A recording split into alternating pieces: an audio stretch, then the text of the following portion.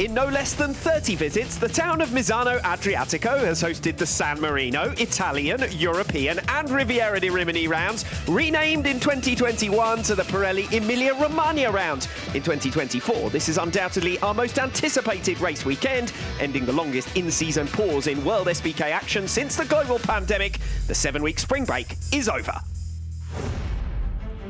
We're 2.5 kilometres inland from the Adriatic coast at the World Circuit Marco Simoncelli. Coming up, our 65th race at this venue, only missed off the calendar 3 times since 1991. Its compact 1970s layout makes it the 3rd slowest circuit of the season, with best average speeds of 163 kilometres per hour. The 3 longest straights each measure just over 500 metres. Turn 11 is really too fast to make an overtake, so that leaves turns 1 and 8 as the main action hotspots. Run deep, making a pass at the end of the start-finish straight though, and you can lose the place on the switchback into turn 2. The second of those straights into Quecha provides the longest braking zone on the circuit, 4.5 seconds no less. Then the third, the run to turn 11 Curvone. That leaves Cauro the slowest in a series of decreasing radius corners, taken at just 60 kilometres per hour. The race lap record only a 1/10 of a second slower than the 2023 pole lap set by Toprak Razgatlioglu in last year's Super Pole race.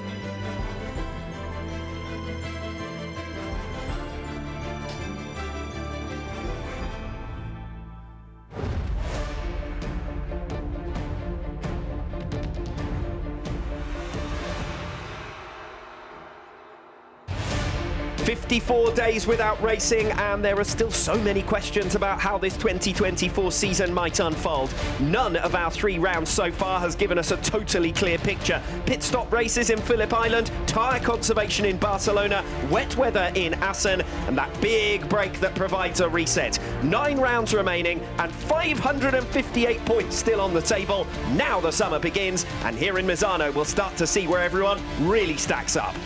Already 5 race winners, 9 podium finishers shared by 4 different manufacturers, and only 14 points separating our top 3. Steve English alongside me. There's already been plenty to enjoy about World SBK in 2024. Yeah, there really has. And now we get into the summer and we've got Misano, then Donington and Most, and 3 rounds where you would certainly expect to see the established order really get set in stone, because like you said, Alex, we've had so much inconsistencies through the course of this season, whether it's been weather or different circumstances at play. Now we really get to see what the pecking order is, and I think that's what's really interesting for Toprak on pole, Bulaga on the front row, the great Remy Gardner's coming into form, and then Alvaro Bautista as well, obviously our championship leader by 6 points, but a rider that won all 3 races here last year. You'd get long odds on him repeating that feat.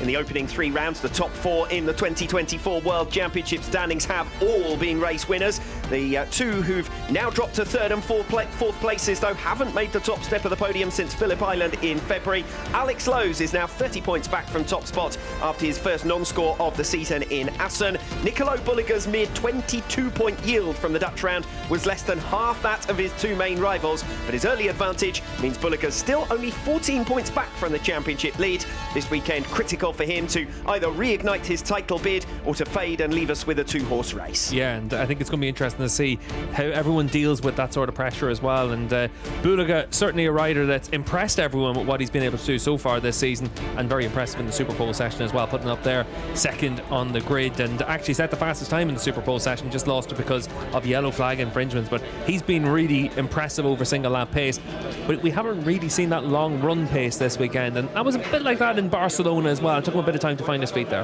Toprak Razgatlioglu and Alvaro Bautista have been the top 2 scorers in each of the last 2 rounds. Razgatlioglu beating Bautista 53 points to 48 at the Catalonia round. Bautista with the upper hand, 48 points to 46 at the Dutch round.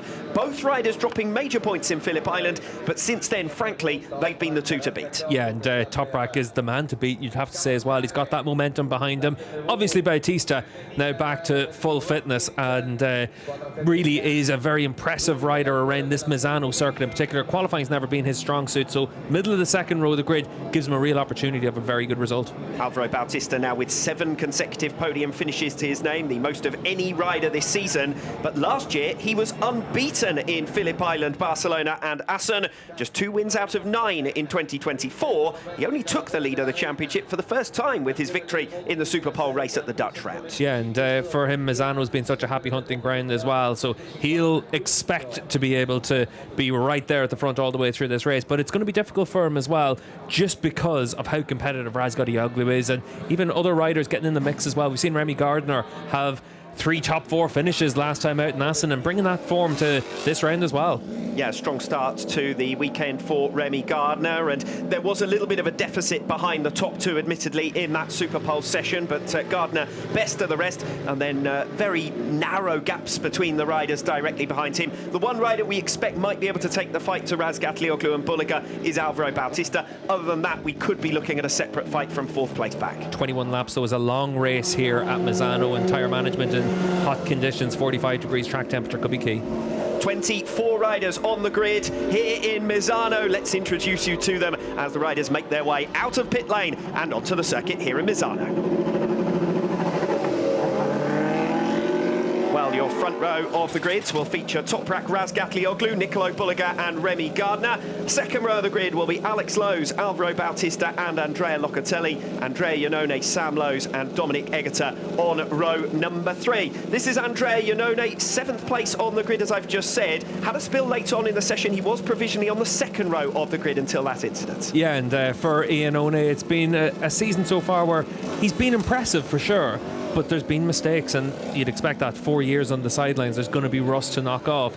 But for Iannone here at Misano, he's done a lot of running here at Misano over the last few years because it's so local for him, and he's been out on track bikes and track days, and lots of experience here whenever the VR46 crew are all doing their training days. So he's been a rider that's done a lot of running here, but it's a very different set of circumstances whenever it's in a race weekend. And Iannone, the mistake in the Superpole session cost him a second row of the grid spot, but he's still up there 7th on the grid. He's got a real chance of having some good results here as his home round. Performances have been good, haven't they? They have been excellent, but there have been probably more mistakes than he would have liked.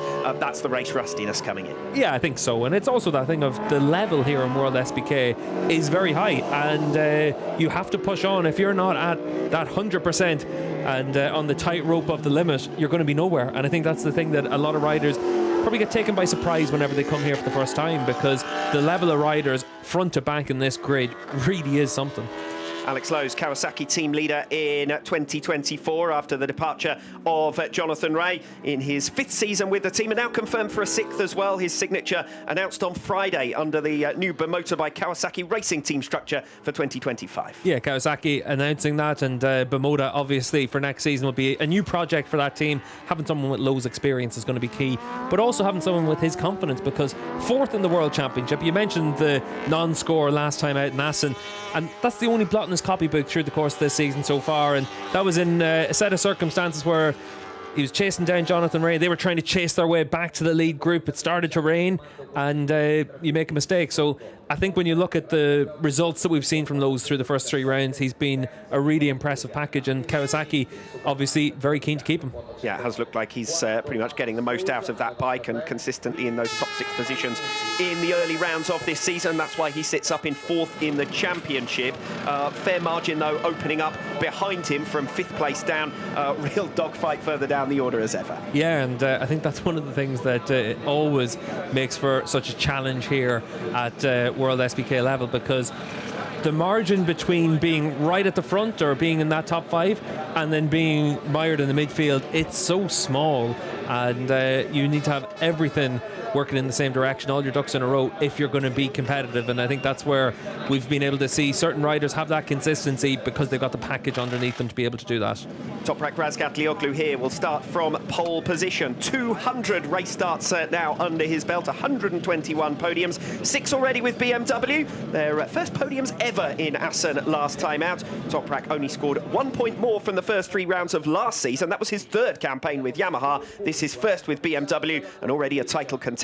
For many, the title favourite. Yeah, I think at this stage he has to be looked at as the favourite because of the rounds that are upcoming. They're going to be strong for him. But Toprak had a crash yesterday in the free practice 2 session, lost about 20 laps of running compared to most of the other riders. Didn't get to do a long run, and I think that could be key, but he had so much pace and consistency yesterday that he's certainly going to think that he's going to be able to bring that to the fore in this race as well. Here's our opening race winner of 2024, Nicolo Bulliger. 3 podiums for him since, 2 second places in Barcelona and another in the Superpole race in Assen.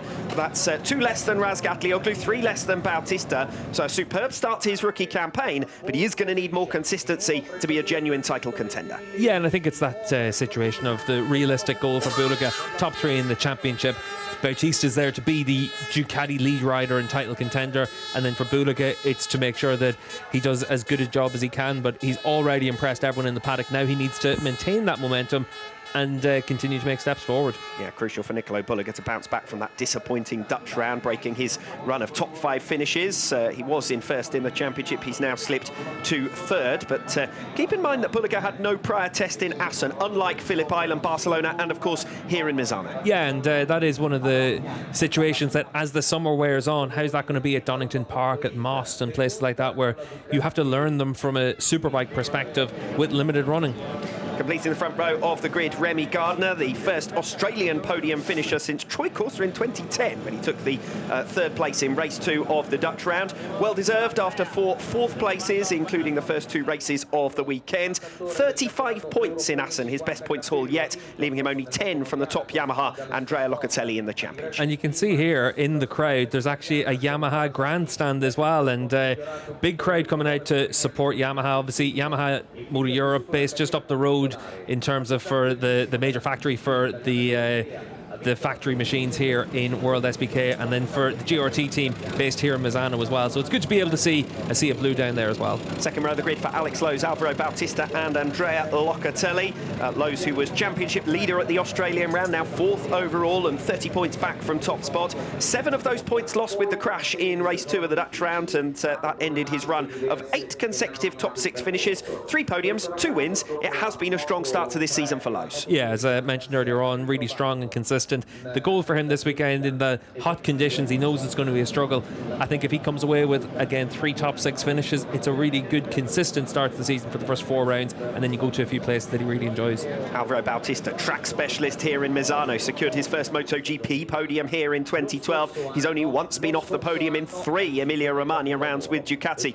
Few crashes here in the recent test, but he's going to be undeterred. He arrives with 4 consecutive Misano race victories, including a hat-trick last year. Andrea Locatelli here in P6 scored 40 points more from the opening 3 rounds last year than this season so far. Stunning start in Phillip Island with 2 second places, rather undone by a late race 2 crash. He's only had 2 double-figure scores since, including a 5th place from race 2 in Assen last time out. Yeah, and home round for Locka, and a lot of fans here to support him as well. Second row of the grid, he's doing a really good job just to be as consistent as he is on that Yamaha, and very strong.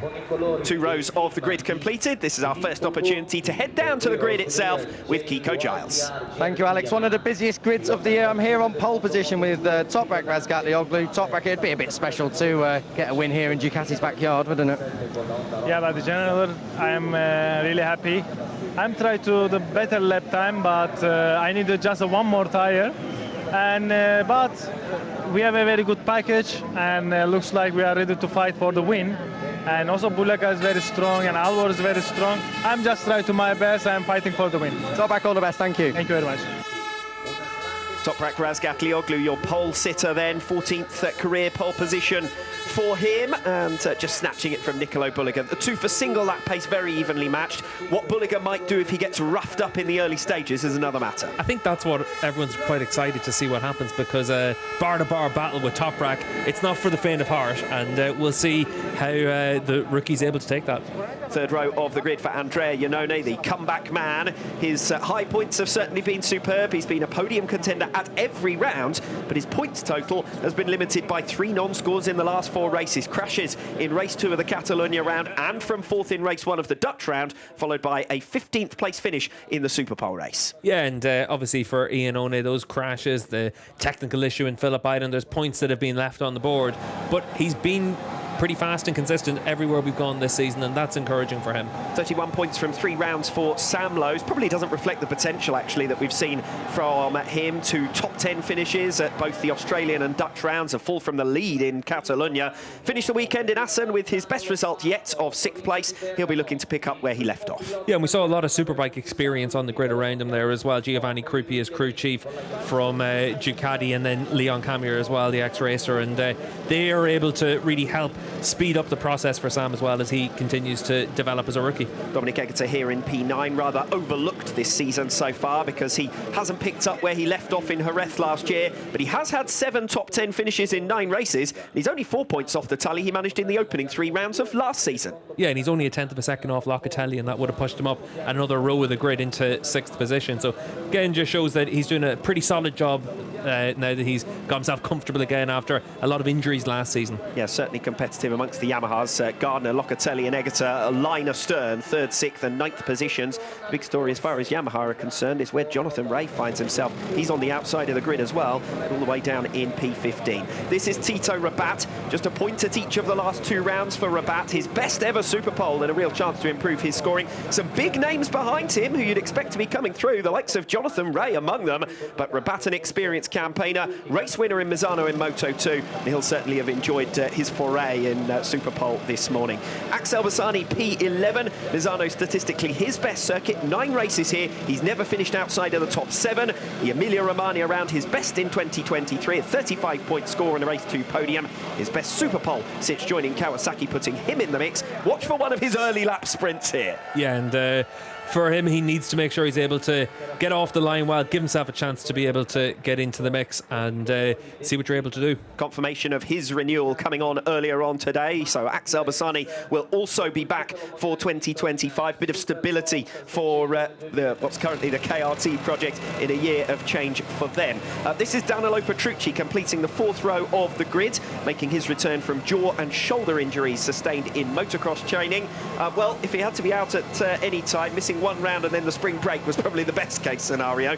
He still isn't fully fit as yet, but he has put in plenty of laps this weekend, and this afternoon's race probably the real test for him. Yeah, and you can see there one of the big bosses at Ducati, Claudio Domenicali, down there as well, and guy that's always in demand when he comes to the World SBK paddock, and I think especially from people like Petrucci and Iannone, and they want to find out what the future holds for the Aruba team and whether or not there's an opening there. But good to see Claudio here, and we've seen Gigi Dell'Inea here as well, and plenty of other noteworthy names from Ducati just up the road in Bologna. Yes, and our last BMW World Championship leader, Marco Melandri. We could well have another by the end of this weekend in Toprak Razgatlioglu. Talking about BMWs, this is Garrett Gerloff, P13 for him. His best Super Pole effort so far this season. His best race results dating back to Phillip Island, 9th and 8th in the feature-length races there. The way he finished the final 4 rounds of last year, I think it's fair to say we expected somewhat more. Iker Lecuona lining up P14, making his return from a knee injury that cost him the Dutch round. Looked pretty lively in practice, but he'll be desperately keen for a clear race. Only 3 points on the board. Didn't complete the Emilia-Romagna round last year, but he did have a good weekend with 2 5th places here in 2022. Yeah, it's been a really tough season for him so far. It was injuries in Australia as well that ruled him out for the opening round after a testing crash, and then the Assen injuries. So hopefully now for the rest of the summer we're able to see what Lecuona can do, because in the free practice sessions he was up there inside the top 10 yesterday and pretty much 10th or 11th all the way through the weekend. So being there in the 5th row of the grid, a little bit further back with that single lap pace than he probably would have expected, but he'll try and get in the mix for some points. Great to have 2013 world champion Tom Sykes with us throughout this weekend. We heard from him during the free practice session as well, and Tom Sykes is taking in all the action and waiting for his opportunity potentially to re-emerge in World SBK. P15, Jonathan Rea. This is a man who has so many fond memories of visits to Misano, took his first World SBK win here 15 years ago. He's the only rider to have won 8 times at the World Circuit, Marco Simoncelli. this morning's not going to be one he'll want to remember. Off the pace, down in P15. He hasn't had a worse grid position since 2010.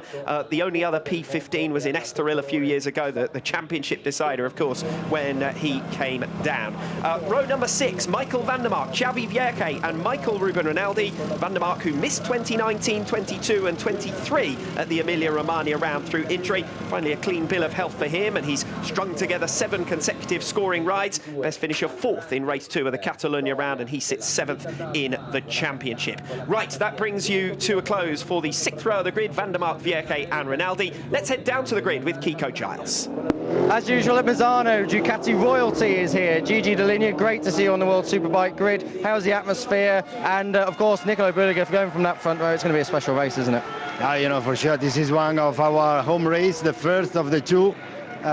So, you know, we are really exciting about the yesterday and the today results. So the most important thing will be to finish the race in the best possible position, and we will see. The race is always difficult, so we will see at the end. I have to ask you, whilst you're here, Alvaro Bautista, not confirmed yet, on your bike for next year here in World Superbike. What's the latest? What can you tell us? What do you want him to do? You know, it's we are now we are doing the agreement with the teams, and after that, for sure, we will try to continue with Alvaro for the next season.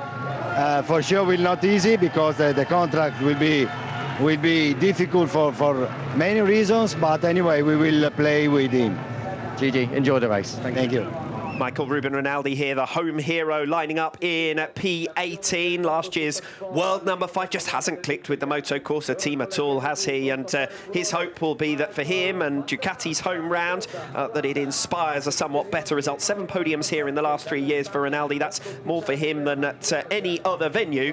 Certainly, if things don't go well here, it's hard to imagine where they could go better. Great to see Michele Pirro on the grid just before we move back towards the front. He'll be starting from P19, his 5th World SBK appearance. Rode as a wild card in Misano in 2015 and 2019, his most recent outing.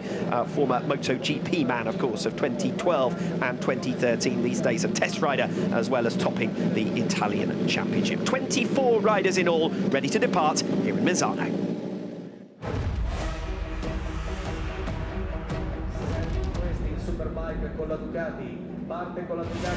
Alvaro Bautista and Toprak Razgatlioglu are again pitched head-to-head in 2024. A familiar story. They've been title rivals for the last 2 years. But this season looks like being a little different. 3 rounds into 2022, Razgatlioglu trailed by 52 points. Last year, after 3 rounds, he trailed by 56. This